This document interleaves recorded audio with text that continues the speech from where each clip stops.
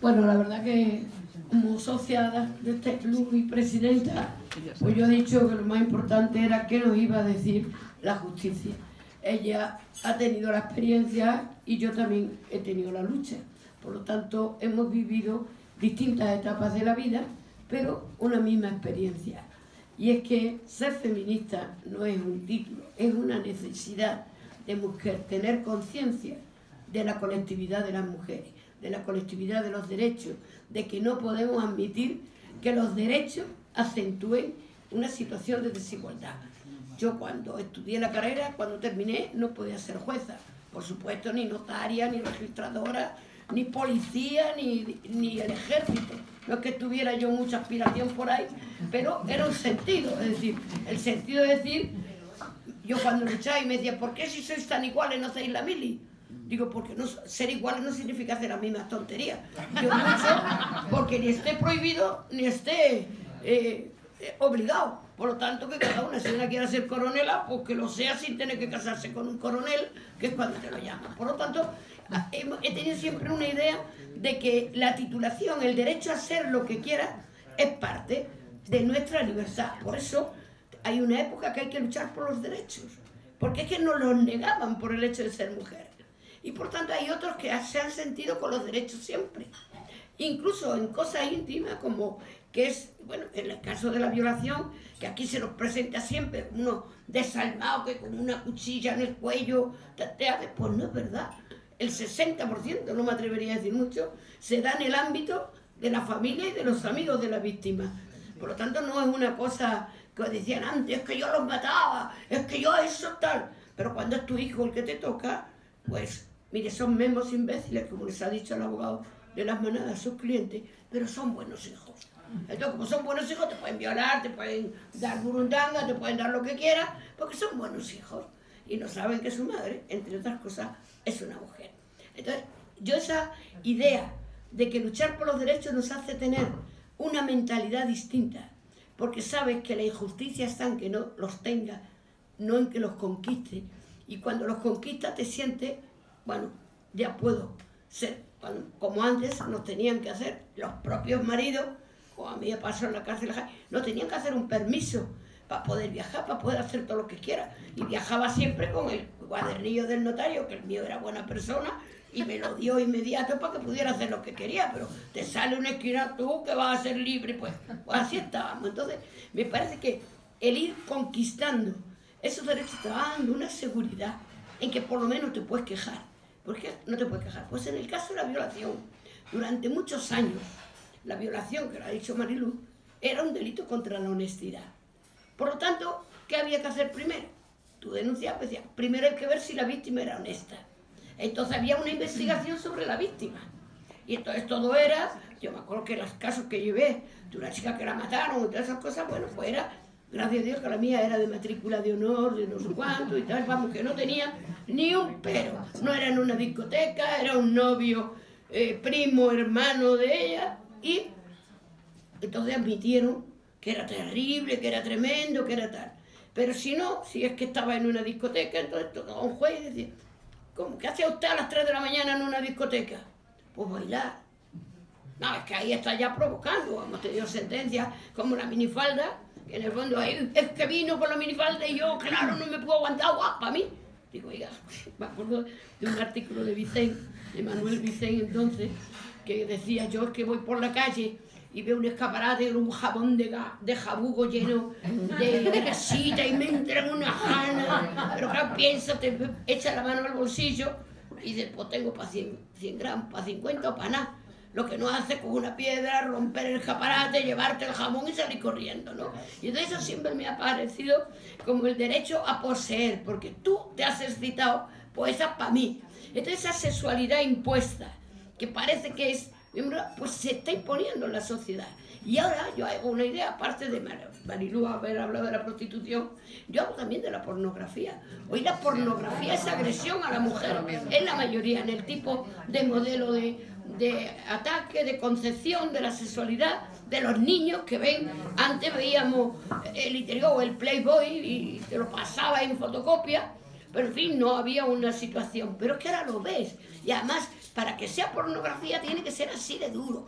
Tiene siempre de agresión, como que es el sexo. Entonces no te extraña que niños de 9 años de repente intenten violar a otro niño de 8 años o a una niña. ¿Por qué? Porque piensan que eso es el placer. Y claro, mientras no eduquemos otra forma de sexualidad, a mí me parece estupendo que una se quiera acostar con 4, sean hombres, mujeres o perros, que hagan lo que quieran en su vida particular, pero que eso sea el modelo que se registra en la sociedad, pues es tremendo. Por eso, esta sentencia es muy significativa, porque en todas las cosas, en todos los delitos, las policías, sobre todo los de propiedad, la policía te dice no te resistas. No te resistas, que te va a hacer más daño, que te van a pegar, que van a tal, y entonces el peor sentido es resistirse. Sin embargo, como esa sexualidad piensa que es placentera, que es agresiva, que unos dicen con la boca me dijo que no, pero con los ojos me estaba pidiendo que sí, digo, pues hijo mío, si uno te viniera a atacar solo con los ojos no le daba el monedero, pero aquí parece que como te lo ha dicho que sí con los ojos, cuando nuestra forma de comunicarnos es con la boca, pues cuando no hay un sí, es que no hay un no o lo que quieras, hay una falta de aceptación de la situación en la que estás. Por lo tanto, ese sentido todavía de influencia del comportamiento y la situación de la víctima, aunque se haya pasado a ser un delito contra la libertad sexual, que se hizo en el año 89, y que yo cada vez que veía el título y ponía contra la libertad sexual, vamos, es que destacaba en el Código Penal porque hay de todo menos libertad, y entonces yo me quedaba asombrada y lo veía muchas veces para decir que bien que ya es contra la libertad. Por lo tanto, esa medida de que antes había que ver la honestidad todavía está en la visión de hoy. Y entonces, tanto la sentencia como el voto particular, que ese ya ni hablamos, porque con independencia de la situación del voto particular, me parece que es una escenificación directa de cómo se tiene que hacer las cosas. Pues yo, en el voto particular, es la concepción de mucha gente, pero descarada aquí, escrita aquí, aunque diga el ministro, que se lo podía haber callado y haber tomado medidas antes de que juzgara en esas condiciones, que tenía un problema, pero el problema es que el magistrado más sancionado de toda la judicatura por extravagancia, claro, ya ha estado suspendido un montón de veces, en fin, pero en vez de actuar, pues lo dice como para quedar bien y al final pues estamos sufriendo las consecuencias. Por lo tanto, en el voto particular ni entro, pero en la sentencia declara aprobado todo lo que pasó. Todo lo que pasó menos que una violación. Bueno, y la violación podemos decir que en situaciones de violencia, como ha dicho, de prevalimiento, de tal, es una intimidación. Y lo único que se pretende es porque es penetración también, porque en los abusos puede no haber penetración. Pero si hay penetración, pues entonces se va al otro artículo. Si se han dado todas las condiciones de prevalimiento, de tal, que las declara aprobadas en la sentencia, y luego lleva a un juicio, es decir, ¿por qué? Pues en el fondo porque le parece que son muchos años los que le piden, y entonces se busca todas las cuestiones menos la penetración intimidatoria también, ¿entiendes? Y declara aprobado que la penetraron analmente, bucalmente, de todo, vaginalmente, y sin embargo, pues va a los abusos y no precisamente a la violación. ¿Por qué? Porque en el fondo esos buenos chicos que han sido investigada la víctima por ese abogado que se preocupa tanto de ella y que dice esas cosas, que hoy le he visto por ahí en televisión española, pero no le he podido oír porque no se oía lo que ha dicho. Pero es verdad que, bueno, yo lo único, como a él le reconozco el derecho a la defensa de lo suyo, que diga las burradas que diga, y yo no lo llevaría nunca a ese tipo de juicios, pero libertad hay para llevarlo, y además tiene derecho a la defensa, pero en cualquier caso me daba vergüenza verlo, pero me daba más vergüenza que los otros que declarando probado unos hechos que por Código Penal son constitutivos de un delito de violación con incitación violencia, pues que al final hayan optado por no llamarlo violación, sino llamarlo abuso sexual. A mí me parece eso muy grave, que hagan lo que quieran, si no les gustan tantas penas, pues que las cambien si que las quieren cambiar. Pero que 5 personas, 4 personas te estén violando sucesivamente, entrando y tal, lo que debía ser es para cada uno todo todos los delitos de violación de ella, que luego, porque yo lo he tenido así a unos chavales. Pero no lo han pedido. No lo han pedido. No pues le han eso. pedido las acusaciones. Pues ese es el problema, porque cuando hay 5, unos son cooperadores necesarios de los otros, ya lo sé, y no lo han pedido, pero eso hubiera hecho mucha pena, pero luego se le pone el triple de la mayor. Bueno, pues ya está, pero es un hecho además necesario. Tiene una sentencia de Toledo así, ¿entiendes? De una niña de Navalcán que le violaron, pero ¿quiénes eran?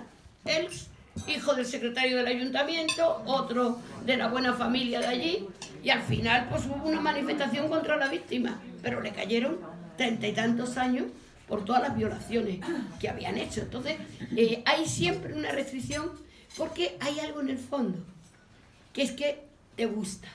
Si has sido de copa, que estás borracha, que estás tal, que vas con esto y tal, y de repente piensan que aunque sea en un habitáculo de 3 metros, 1 por 2, en la parte más ancha, con 5 tíos como armario, y tú allí solita, como te desnudas, pues claro, pensar que hay placer, y es que en el fondo el sentido de la cultura de ellos es que la penetración es un placer. Y yo digo muchas veces, si difícil es que te den gusto en situaciones normales, a no ser que te animen y te hagan gracia y te espabilen un poco, pues imagínate tirar ahí en un portal con 5 sementales allí y con la burundanga y con lo demás, pues es terrible.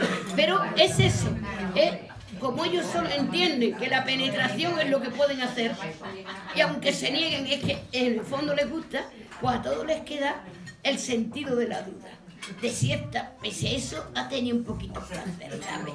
Y ha puesto cara de risa, o no se ha pegado todo lo que sea, o a lo mejor ha tenido un suspiro, y entonces se han preguntado a la gente, y suspiraba, y es verdad que se y que y al final estamos luchando con algo más profundo que esa sentencia, que es una concepción de cuál es el protagonismo, la sexualidad, los deseos, el respeto, muchas más cosas. Por lo tanto, me da pena que esa sentencia, si ha tenido repercusión, es por la gravedad de los hechos en sí. Y sin embargo se ha convertido en una lucha hacia la víctima, le gustó o no le gustó. Entonces, a mí me aterra que hoy la concepción todavía de la sociedad y de que mucha gente, o del voto particular de este magistrado, que expresa una conciencia también de la sociedad, pues haya tenido la repercusión que ha tenido. Y que yo creo que además lo ha demostrado, porque cuando dice no se puede criticar las resoluciones judiciales,